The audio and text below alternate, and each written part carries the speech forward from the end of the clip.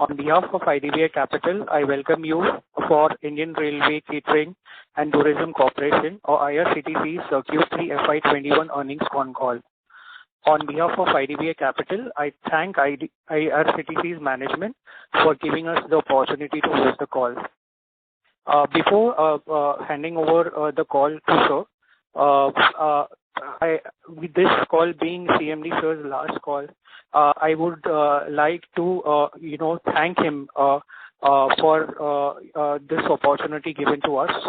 CMD sir, it has been an excellent and a very insightful experience every time we have interacted with you. And of course, nevertheless, you have led the company through multiple transitions, which have been visible in the performance, both as regards company's financial and at the capital markets as well. Of course, you will be missed, but we will still thank you all the best for your next innings. From the management, we have IRCTC's CMD, Mr. Mahendra Pratap Mal, and their Director of Finance and CFO, Mr. Ajit Kumar. I now ask CMD to give his opening remarks. Over to you, sir.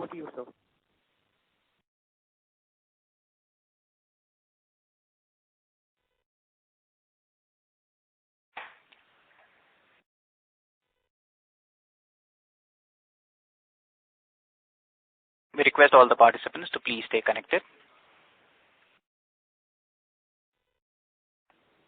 Mr. CMD? Just hold on, please.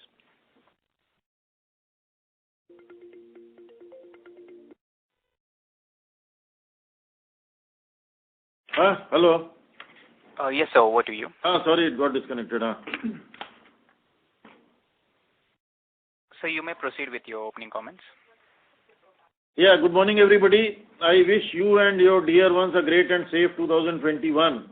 We are meeting for the first time in this calendar year. I welcome you all to our CTC earning con call for the quarter and 9 months ended 31st December 2020. Yesterday, the company had announced the unaudited financial result for the third quarter and 9 months financial year 21, and same have been disclosed on both the stock exchanges. As you know, the COVID-19 pandemic has impacted us across all the business segment, and hospitality was the worst affected, which weighed on year-to-year performance. However, quarter 3 has seen good improvement in revenue and profitability on quarter-to-quarter basis.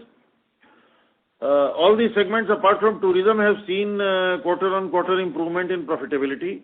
Even the tourism segment would have seen an improvement but for partial operation of Tejas trains.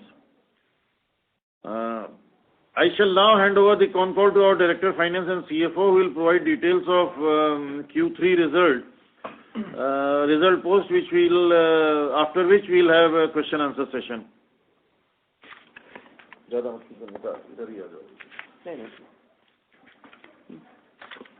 Thank you, CMD sir, and a warm welcome to one and all to our Q3 FY21 earnings con call.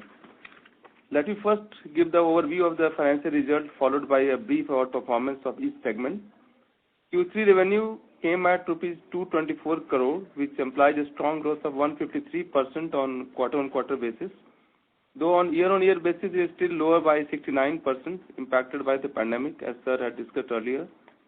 EBITDA margin for the quarter touched a new high of 42.2% versus a loss of 6.3% in Q2 FY21.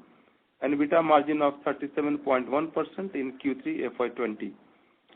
This was driven by the quarter-on-quarter increase in profitability of the internet ticketing segment and lower loss in the catering segment. Tourism was the only segment which saw quarter-on-quarter increase in loss, but was largely offset by the decrease in losses in the packaged drinking water segment.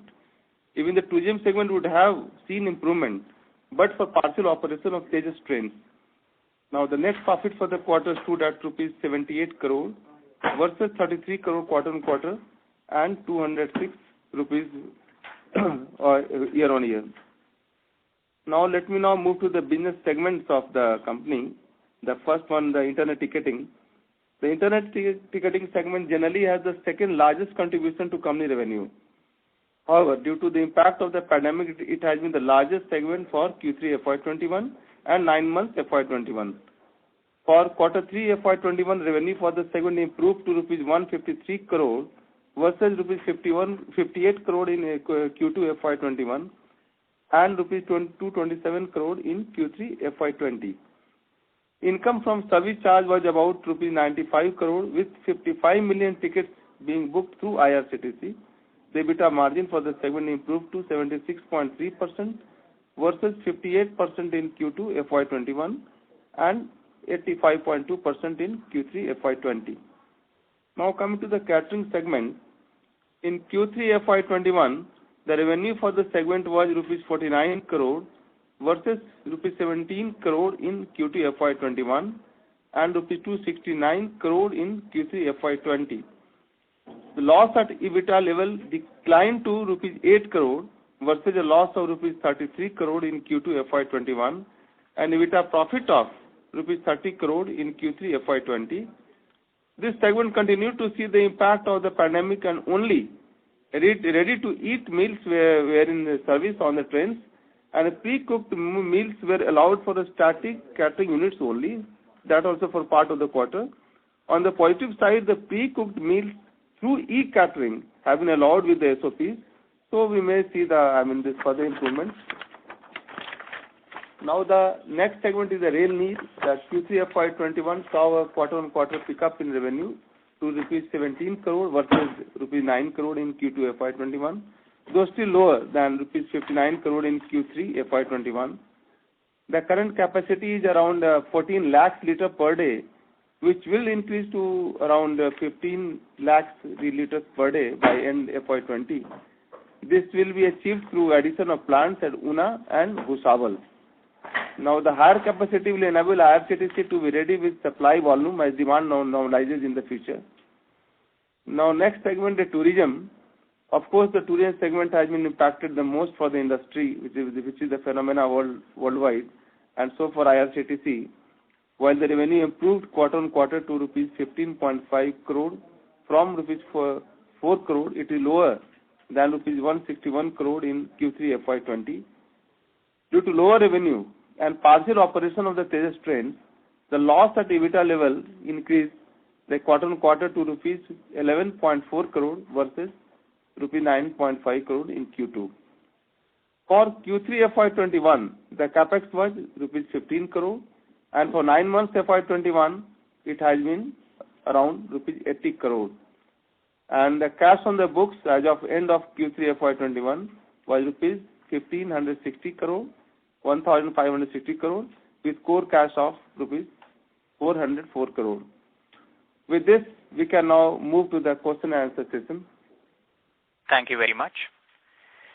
We will now begin the question and answer session. Anyone who wishes to ask a question may press star and 1 on their touchtone telephone. If you wish to remove yourself from the question queue, you may press star and 2. Participants are requested to use handsets while asking a question. Ladies and gentlemen, we will wait for a moment while the question queue assembles. The first question is from the line of Ashwini Agarwal from Ashmore Investment. Please go ahead. So good morning to all of you, and hope all of you are safe too. Couple of questions. How do you see the tourism business evolving, in the current quarter and the next few quarters? I believe you're restarting some of your Tejas Express trains with effect from middle of February, if I'm not mistaken. Could you give us some outlook here? Yes, I'll first mention about tourism. See, Tejas is slightly different from tourism because Tejas, you can say it as primarily as a travel mode. Now coming to tourism, we have a wide range from mass tourism to customized tours. So our unique proposition is about this mass tourism by way of Bharat Darshan trains and pilgrimage special trains, whereby we carry almost 700-800 tourists on a sleeper class train to various places of touristic or religious importance, and we take care of everything. This is primarily senior citizens. In this segment, yes, we have made some inroads. In the month of December, we ran 2 Bharat Darshan trains, which ran to almost 90% occupancy. January, we have already done about 3 trains, and till end of the financial year, we plan to complete about 14 such tours.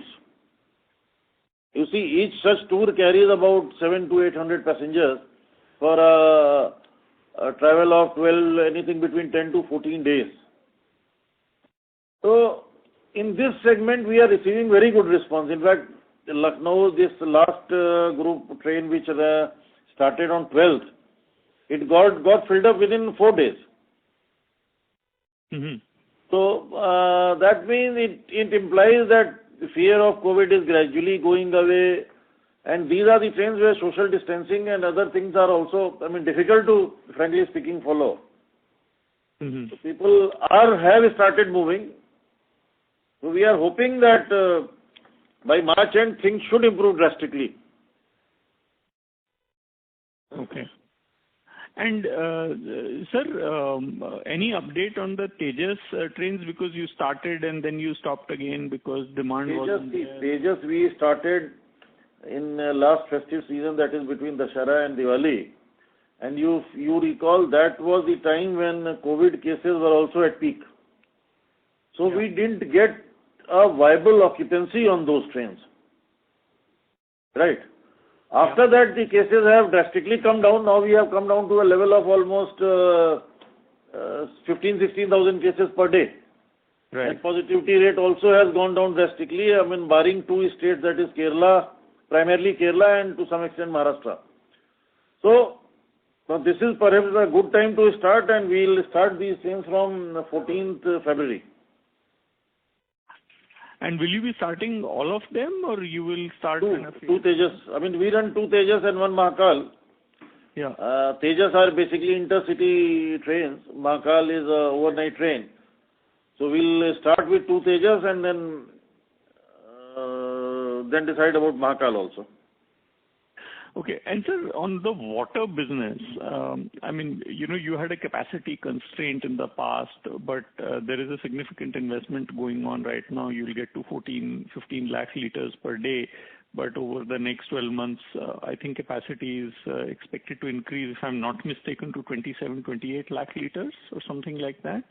How will the capacity by March end will go up to about 18 lakh bottles per day. You see what happens when any plant is set up. Normally during the first year it runs at about 50 to 60% capacity, and once it stabilizes, then second year it touches a level of around 75 to 80%, and third year onwards it touches anything from 90 to 100%, or maybe even more in some cases. So most of our plants were commissioned in last 3-4 years. So plants which are every plant will give us enhanced input. In addition to 3 plants or 4 plants which are commissioned during 2021.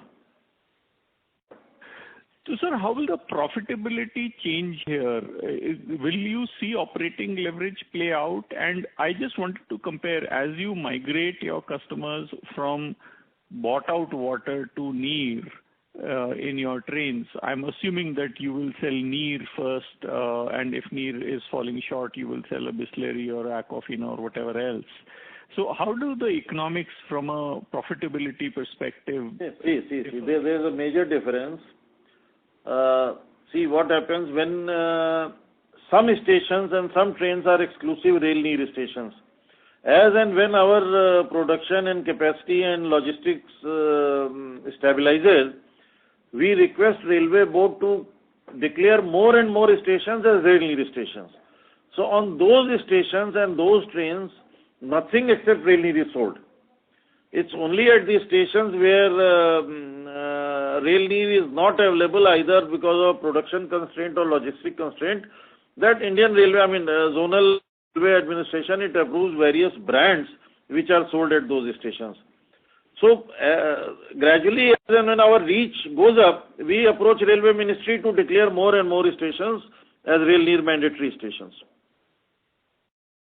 And how does the profitability on a per bottle basis differ between Neer and between bought out water? In bought out water, we have no control over that. We have no accountant for that. We are responsible only for producing and distributing and selling Rail Neer. Okay. And profitability obviously depends on primarily on because cost-wise, cost of production, there will hardly be any variation. It's basically logistics cost. So, but on bought out water, you don't make any margin? No, we don't take any margin. Bought out water is purely handled by railways. We don't have any stake in that. Okay. Okay. So there you don't have any play. No. Okay. Unlike the food which gets ordered, where you get a certain. Yeah. That is a different. Okay. So as you Mr. said, Agarwal, sorry to interrupt, sir. Yes. So this is the operator. For any follow-ups, request you to rejoin the queue, please. No problem. All the best, sir. A reminder to the participants, please limit your questions to 2 per participant. Should you have any follow-up, request you to rejoin the queue, please. Participants, to ask a question, you may press star and 1 at this time. The next question is from the line of Jinesh Joshi from Prabhudas Lilladher. Please go ahead. Thanks for the opportunity. Sir, I have 2 questions. If I'm not mistaken, in the month of November, some 465 trains were operational. So what I want to know is that what is the current count as of now, and by when is the full capacity expected to ply? So this is, your answer to your question is purely in domain of Indian Railways. November, what you mentioned, 465, I can say that there are a lot of festival special trains also running during that period. Right. Currently, we are running about 400 trains. Indian Railway is running 400 trains, for which we are booking the tickets. And this number keeps on changing. Like in a particular section, if a waiting list has gone beyond a number, then immediately another train is run after that. Sure. And so this 400 trains, what proportion of total capacity do they represent? It's about, it's a very wide question, because if these 400 trains are primarily Mail Express overnight, Mail Express trains and Shatabdi Rajdhani type train. Now, if you compare it only with Mail Express train, then it may be around 60% of the trains. But if you compare it with total number of trains, which includes passenger and other trains, then perhaps the ratio will be lower, which may be around 35 to 40%. Sure, sir. And sir, in the opening remarks, we mentioned that the convenience fee income was 95 crores. Did I hear that right? Yes, for the quarter. Yeah. So if I look at our internet ticketing revenue, that figure was 143 crores. And if I reduce the convenience fee of 95 crores, we have some balance income of 48 crores, which has come from other non-convenience related charges. This appears to be slightly higher than what it was in the last 2 quarters. So has anything changed between now and then? No significant change, but see, the one major thing, number of ticket has gone up. Number of ticket has gone up, so financial charge transaction has gone up.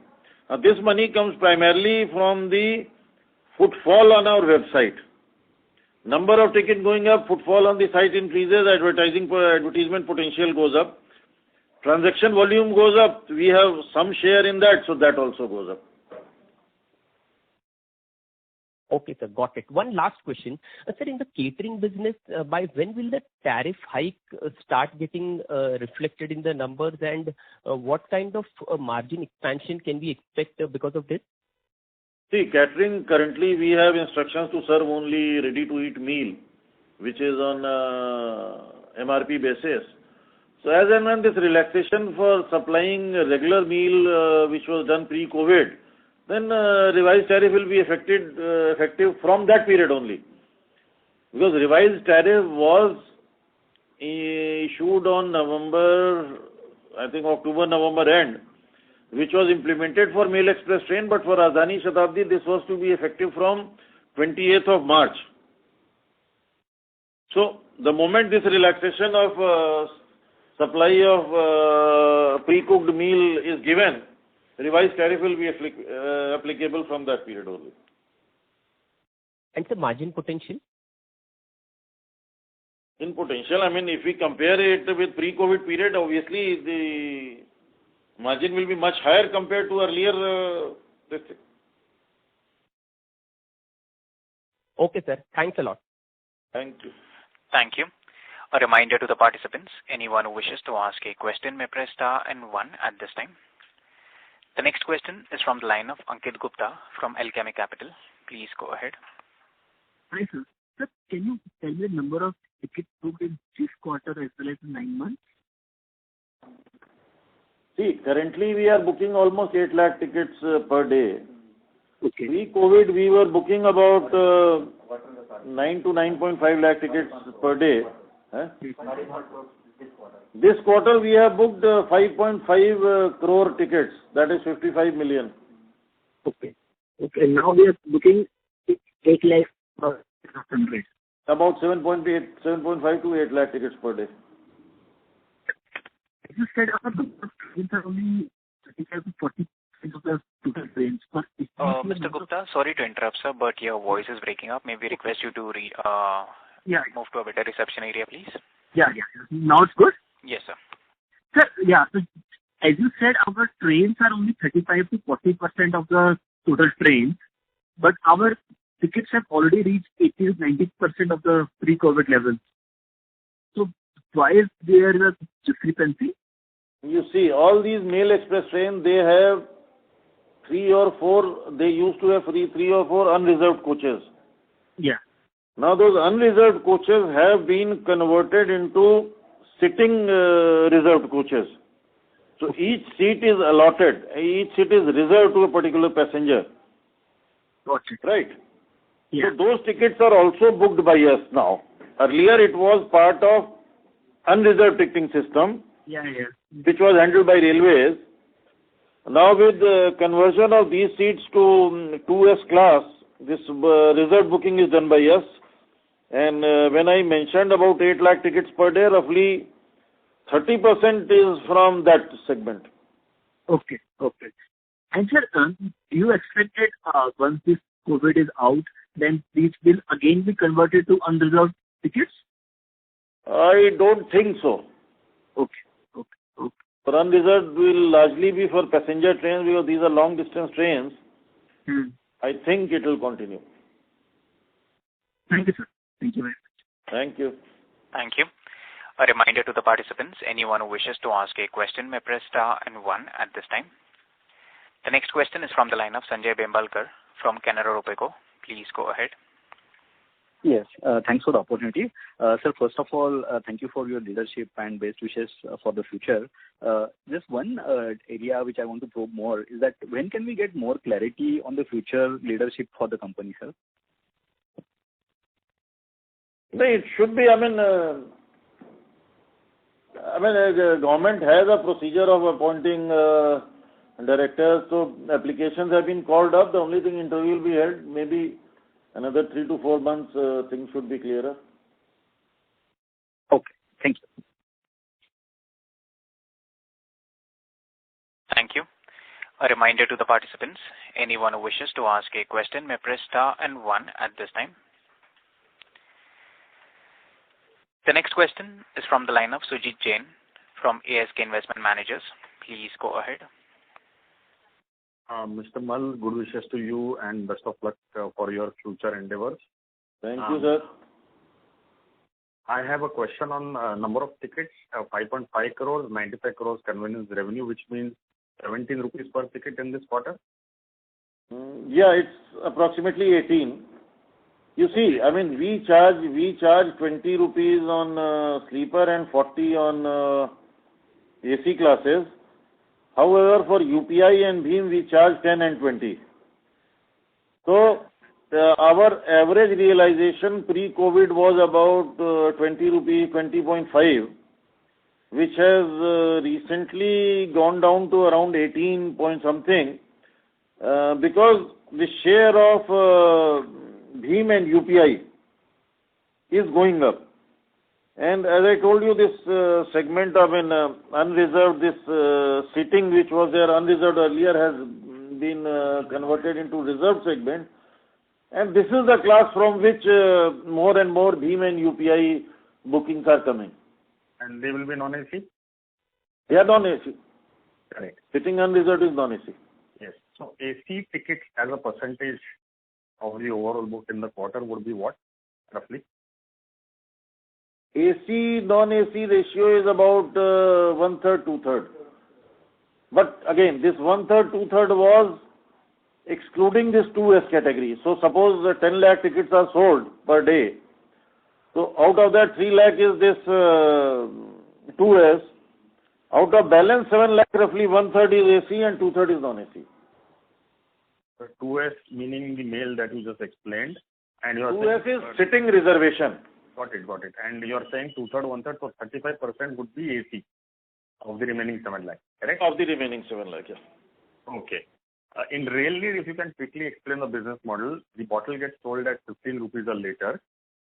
For every bottle that gets sold in Rail Neer, how much you earn, how much comes to your P&L as revenue, how much you have to give to the bottler or to the manufacturer? See, I mean, most of these plants, they are on the PPP mode, wherein we give them land and we give them the cost of, capital support also. What happens, normally we buy this water at about 5 to 5.5 rupees. Then to this we add GST and logistic cost. And we transfer this bottle to seller at 10 rupees for distance within 50 kilometers and 10.50 for distance beyond that. And in this entire process, we have a margin of about 1.3 rupees per bottle. In addition to this, we get about 40 lakh as a license fee from each plant in lieu of land given to them. And in addition to this, sometimes you must have seen the level of labels on the water bottle having some advertisement. So that is extra source of revenue. License fee is per annum and you will book it every quarter. So divided by 4. Yeah. Okay. And one quick question is that the oversize has happened. Government take at 67.40. When will be the next calendar of OFS? No, it's difficult for me to decide. It's basically Ministry of Finance and DIPAM. When they decide and convey to us, and then we... No, we understand that. What we are asking is, when is the next that they are allowed post this OFS? Because there will be a certain cooling off period in between. I think 2 years is cooling off period, perhaps. Acha. Okay. Sure, sir. I'll get back in with you. Thank you. Thank you. The next question is from the line of Sanjay Kumar from L&T. Please go ahead. I wanted to know that when the long distance trains are going to be started. A lot of trains are still on hold. See, it is for Indian Railways to decide, and they are studying the occupancy level at various routes and various trains. And trains are being started in phases wherever demand is there. Yeah. There are sections where, in addition to running all the regular trains, some clone trains are run because there is heavy demand. Yeah, but we have no control over, frankly speaking, starting or stopping a train except 3 of our trains. And Indian Railway is doing that exercise. And when this Tejas is going to be resumed, Mumbai Ahmedabad Tejas? And we'll start from 14th February again. Both Lucknow, Delhi and Mumbai Ahmedabad Tejas. Okay, thank you so much, sir. Thank you. The next question is from the line of Prolin Nandu from GMO. Please go ahead. Yeah. Hi, Mr. Mal. Am I audible? Yeah. Yeah. So, a couple of questions from my side. So one is that this run rate that you have mentioned of 7.58 lakh, is this the current run rate of the booking per day? It is current for January so far. Okay. Okay. And sir, in terms of internet booking of the railway tickets, the overall market share was around 75%. 25% was still booked on the ticketing window before COVID. What is the number right now? It's around 91-92%. Okay. And once, let's say, this pandemic, we are out of it, what is it that you think that this number will settle at? See, we are hoping that this will sustain at this level because all of us know the comfort level in booking a ticket sitting at home rather than going to a booking office, standing in queue for an hour and doing all that exercise. So anyone who has once seen the convenience, I don't think they will go back to window again. So we hope that this ratio, this percentage, this market share will continue. But at the same time, we also know that a certain percentage will always be there on window because there is a basic difference in the nature of ticket bought from window and bought online. See, if somebody has bought a ticket from window and he is waitlisted and he boards the train, he is authorized passenger. He is not treated as ticketless traveler.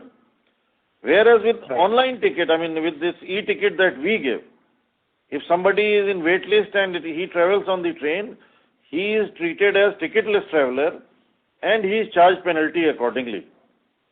So a small segment of passengers, those who have to travel by any means in any case, he will buy ticket from window and then even with waiting list he will board the train because his main objective is to reach the destination. Got it. And sir, last question is that we get so many hits per day on our portal. We have such a rich customer database. What are the plans apart from advertisement to monetize this data? See, somebody, asked a question, I think before that, with a calculation that 95 crore is from ticketing revenue and non-ticketing, non-convenience fee was about 45 crores. So we are doing all-out efforts. Out of that 45 crores, roughly 7-8 crores, maybe 10 crores will be from advertisement and rest is from this type of efforts which you are mentioning. And we are executing more and more projects for monetizing the footfall. But sir, in terms of the potential of monetizing the footfall, where are we? Are we 20% there, 30% there? Just a rough number, just if you can put a number to it. It is very difficult to define. Sure. Hey, at least 100 of people, they have approached me that I am sitting on a gold mine. And somebody says its potential is 500 crores, somebody say 5,000 crores, but nobody comes with a concrete this thing, how to extract the gold from the mine. It's a unknown potential, frankly speaking. So whosoever comes with any concrete proposal, we allot him. Go and do it. Understood, sir. Thanks a lot. There is not more than 10 to 15%. Okay. If you have anything concrete proposal, you are most welcome. Sure, sir. Thanks a lot for that. Yes. Thank you. Thank you. The next question is from the line of Nihal Jam from Edelweiss. Please go ahead. Thank you. Yes, thank you so much. So just one question from my side. I just wanted to know what would be the proportion of tickets that are booked via the UPI and the BEAM route, and the discount that we are offering, is that does that have a definite period after which it will get over, or it's going to be permanent in nature? See, BEAM UPI booking earlier was in the range of 15%. Now it has reached about 22-23%. And there is no definite period, but we can always change it. And discount given is, as I mentioned in reply to one of the queries, that for AC class, normal it is 20, and for non-AC 20 and AC class is 40. For Bheem and UPI, it is 15 and 30. For Bheem and UPI, it is 10 and 20.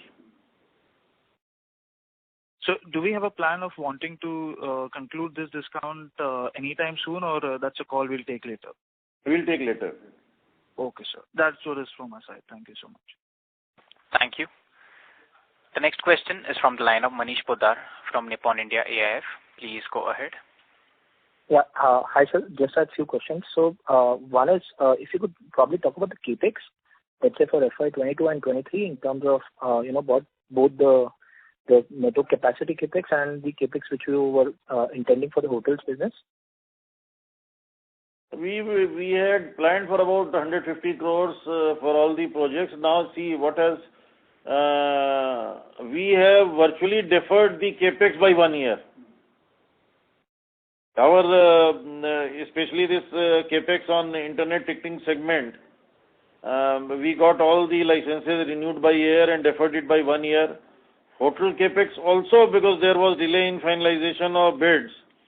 So far we could finalize the tender only for Khajuraho.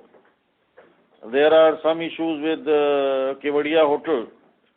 So virtually you can say that entire capex is deferred by 1 year. Okay, and would you be able to help me, let's say, with airline ticketing in quarter 3 versus quarter 2? How many tickets would you have booked, let's say, per day, or for the quarter as a overall? Our 5,000 tickets per day is the current volume, and quarter 3 it was around 3,500. Currently it is 5,000. Up to quarter 2 it was around 3,000. So there is a growing trend in that. Okay, and just one last one is that, sorry for my ignorance, but have you launched the Miles program, or when is it expected to launch? I think within this financial year it is expected to be launched. We are doing the technical integration for that. Okay, that's it. Thank you so much. Thanks. Thank you. The next question is from the line of Dharmesh Pant from Art Ventures. Please go ahead. Yeah, good afternoon, sir. Congratulations on a very good set of numbers in the given environment where there were too many challenges. So I have two questions. First one is on the conveyance fee. What's the outlook going forward? Is there a likely chance that this fee can be revised upward? And the second one is, like this quarter, the margins were exceptionally high. So when the things are normalized, assuming that FY20 kind of operation is back to where it was in FY22 or 23. So is this margin sustainable going forward? EBITDA margin. See, your answer to your first question is, currently we have no thinking about increasing the convenience fee, because our current margins and revenue is good enough to take care of company. Mm-hmm. Now your second, obviously it's a matter of calculation, simple calculation, that once the operation normalizes to pre-COVID level.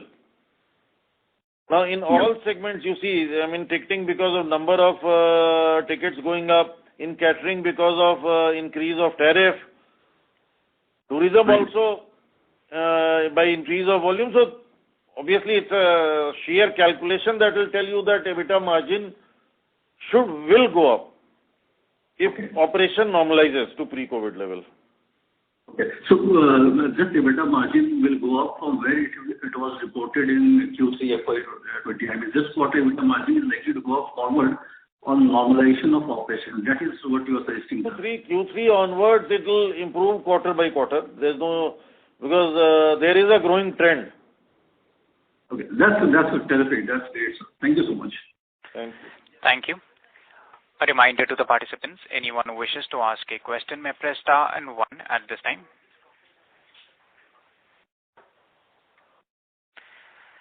The next question is from the line of Ashwini Agarwal from Ashmore Investment. Please go ahead.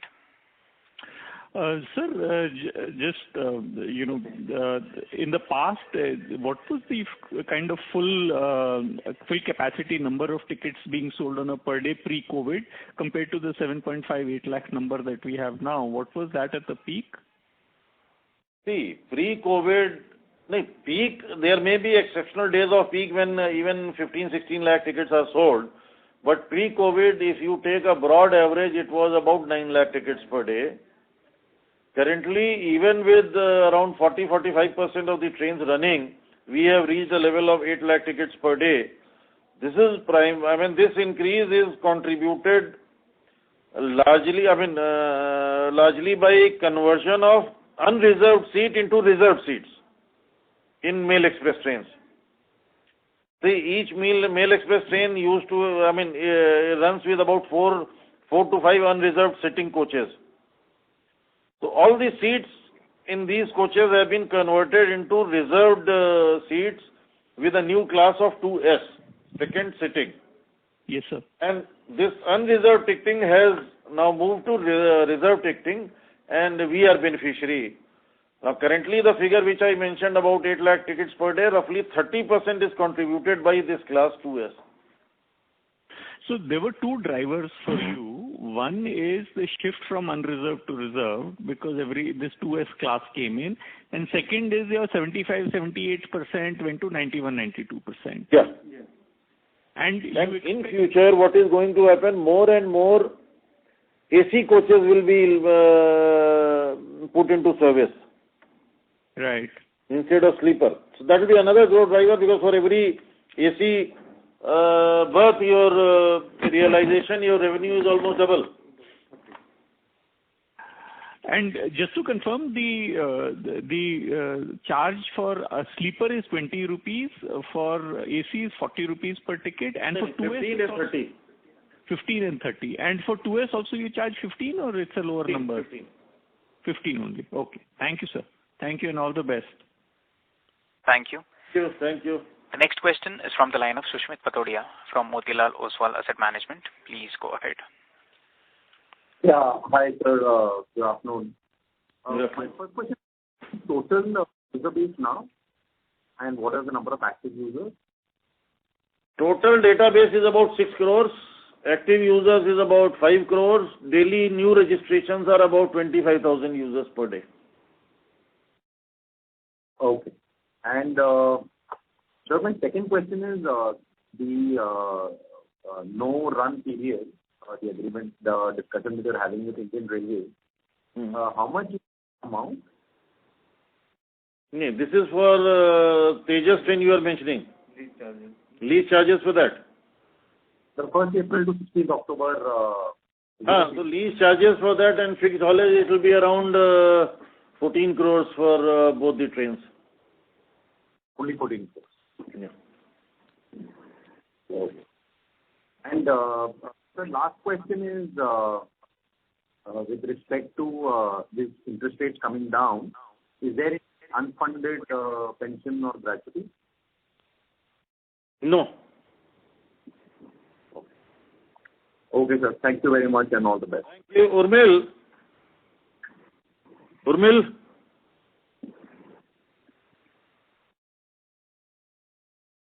Is Urmil listening? Yes, sir. Mr. Urmil Shah? Yes, sir. Urmil, I have some other pressing engagements. So now Mr. Ajit Kumar, our Director Finance and CFO, will reply to all the queries. Please excuse me. And thank you, everybody. Sure, sir. Thanks for your time. Thank you. A reminder to the participants, anyone who wishes to ask a question may press star and 1 at this time.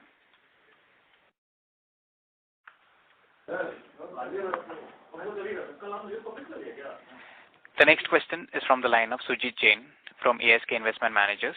Please go ahead. I just had a query. In the beginning, when we actually had this ticketing platform, who delivered that and what was the cost? Ticketing platform? Yeah. we started right. In fact, this internet ticketing and the big way, it started in 2013, and from there only this journey of this convenience fee and the service charges was started. Of course, in the one time also this was as a digital promotion, these were taken away also. But of course, we were compensated. But then after that, the Ministry of Finance and as well as the Ministry of Railways have given this authority to decide this, fix up the convenience charges, so which we termed as a convenience charge. And then from the 2018-19, we are charging this around 15 and 30. And for UPI and BHIM, of course, it is discounted around 10 and 20 rupees.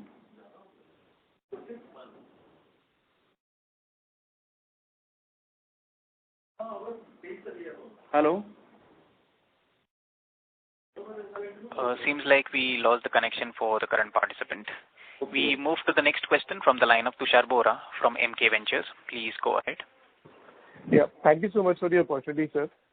Just quickly checking, and I'm not sure whether this was covered earlier. I would like to understand, when the dedicated freight corridor comes in over the next couple of years, structurally, what are the positives that, we could see for the passenger trains and, in turn for IRCTC across our different lines of business? Yeah, this is the DFCCIL when it will start operation. Is already some stretches, some of the segments already, started. But once from end to end it starts, then we will have the capacity and then those passengers, because there is always a gap between demand and supply. So the demand is more. So that means the more number of passenger trains will be running, and DFCCIL will also offer its track and all that, maybe, or whatever charges. So Indian Railway will run more passenger services, and the number of the quantum number, the leap will be there of the number of passengers, and most probably what we told that in the COVID time, around 90% of the booking is by the online ticketing. So this is the number of magnitude of passengers will increase. So the volume will increase, and then we intend to benefit from that because of the more number of bookings. So more the convenience fee by the internet ticketing. It would be as well as catering also, because catering another segment, the rail need also another segment. Whatever the services which we will offer apart from internet ticketing, then catering, then rail need. So all these things will be intend to benefit. So that will be beneficial to us in the long run. Sir, it would be fair to assume that, with the dedicated freight line and a separate passenger line, the overall train speed should move up, and therefore, your travel times. Yes, very, very correct. Also, now there's almost the route, there is saturation in the route. So once this is freed, this more the capacity will be more, and the trains will be run at a higher speed. And of course, this more number of the end-to-end, so whatever the services, the trains will start running. So that is the projection, that is the prediction also. And behaviorally, is it a good assumption to make that as your travel times shorten significantly, for shorter distances, the tendency would be to go for external catering a lot more in percentage terms? It all depends, because one is if you see the geographical location of India, there are both end to end. This long distance trains, 1 night, 2 nights, and all that, and then of course the Shatabdi type of trains which is intercity. So both will be increased. The volume will increase. The number of passengers will increase. So, this is not that there will be a real shift immediately from the train to, this roadways. So, for example, from Delhi to Lucknow, we told you that, or let's say from Mumbai to Ahmedabad. Already these roads are in a very good condition. The people have their own cars and all that. But still, and the railway is also running the trains. And we are running in the private train, the Tejas train, that is from Lucknow to Delhi and Mumbai to Ahmedabad, and we are running on this is on profit. This is except for this COVID times, of course, then we had to stop due to the low occupancy. But in normally, there is a good profit. Sir, one last, if I may quickly squeeze in. I would like to understand your 2-3 year vision or outlook for what are the non-core services today, but which have more optionality, like having your own wallet or the payment gateway or insurance and things like that. If you could help us understand, is there any optionality, significant profit optionality in any of these that you're looking to tap over the next 3 years? Yes, payment gateway, of course, we are very serious. We already have iPay, iMudra, we already have. We are in a current state, we have, there is a license, we have to take it from the RBI. The board has already passed and we are applying for that. And then also we would like to, one of the great, the mover here in the payment gateway segment. And we will try to have the more number of, many of the state governments do not have this payment gateway, so that we want to cater to that. And of course then we will keep on expanding as the demand. But yes, that will be one of the more non-core areas which will give the good profit margin in the years to come. And how about the wallet service? Wallet service also the same. We are serious on both. We already have the iMudra, we are trying to get into the market, and we already if you see the percentage of the revenue, this is one from, of course, the core areas for internet ticketing and the non-convenience fee also. So we have the co-branded card and from the SBI. So we intend to get something from there, from ad, something from this wallet, something for the payment gateway, something from the co-branded card. So these are all the segments which will keep on adding up the revenue. So the co-branded, the wallet rather, we intend to build this as a offering beyond railways as well. I mean, of course. So that is the intention. So we want to, this is one of the features, because we have the database. Then if you see, we are the only one, who have the authority to book the tickets, online for the railways, and we have been given this license to, for the air ticket also. If you see this, we are progressive. We are the lowest service charges for the air tickets, and those passengers who want to have a flexibility of this railways as well as tie up with the journey through the airways. So we are the one who can provide a very good solution. And of course, the last end connectivity and all that we are trying to think of. So this will increase only. Sure. Thank you so much, sir. I'll join. Okay. Thank you. Thank you. The next question is from the line of Priyank Chheda from Standard Chartered Securities. Please go ahead. Hi, sir. Just wanted to understand the update on railway privatization agenda and how IRCTC is going to participate or benefit. You see, this Government of India for the first time has come out with the tenders for the running of the private trains. These are around 150 trains will be there, and train clusters are there. We are serious bidders because we are the only entity, apart from Indian Railways, who have the experience and expertise to run private train. We already run, of course, a timetable train, the 2 Tejas trains and 1 overnight is Mahakal Express. We run. Apart from that, of course, the tourist trains and all that, this Maharaja Express and all that, we have the experience of running. So we are very serious here.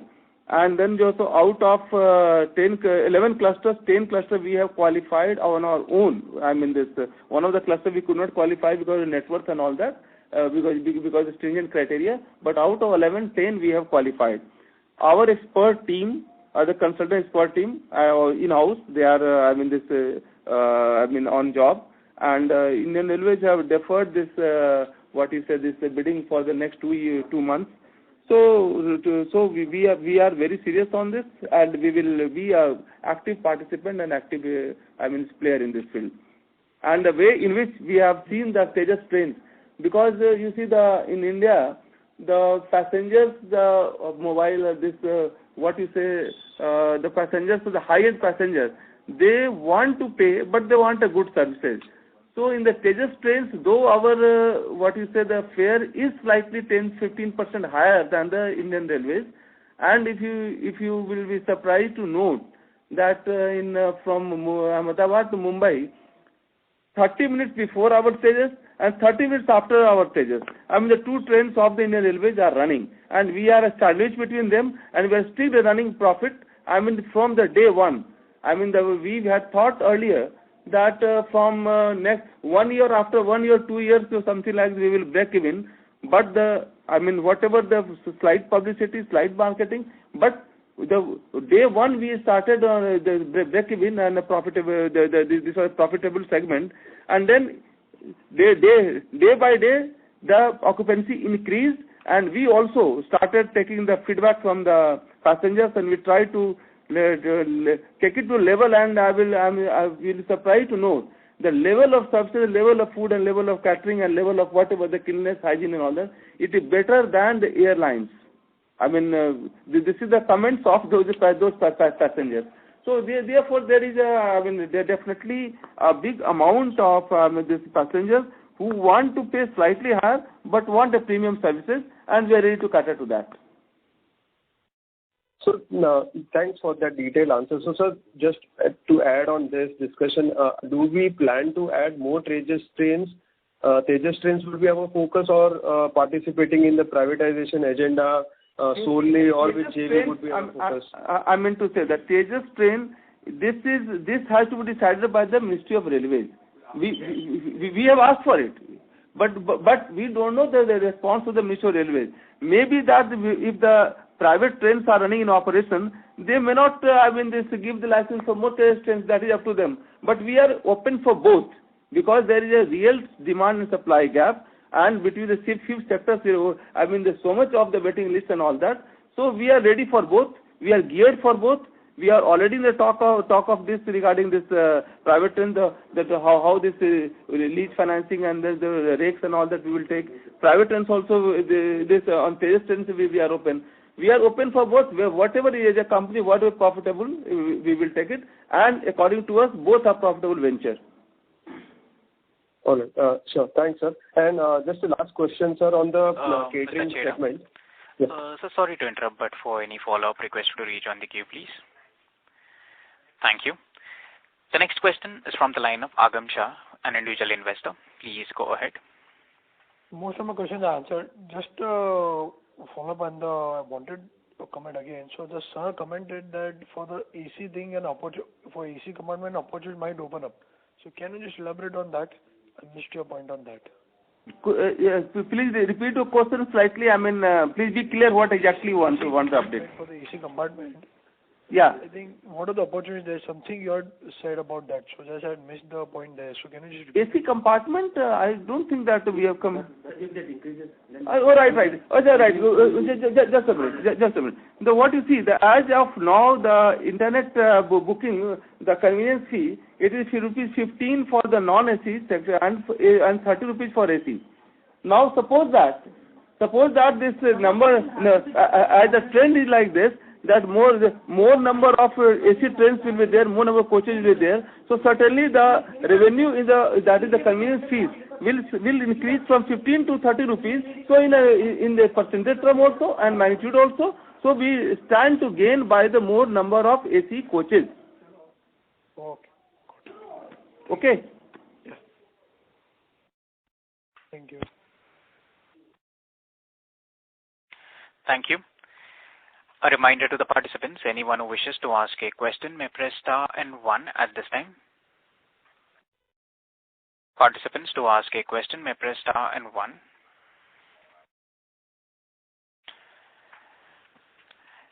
Ladies and gentlemen, due to time constraint, that was the last question.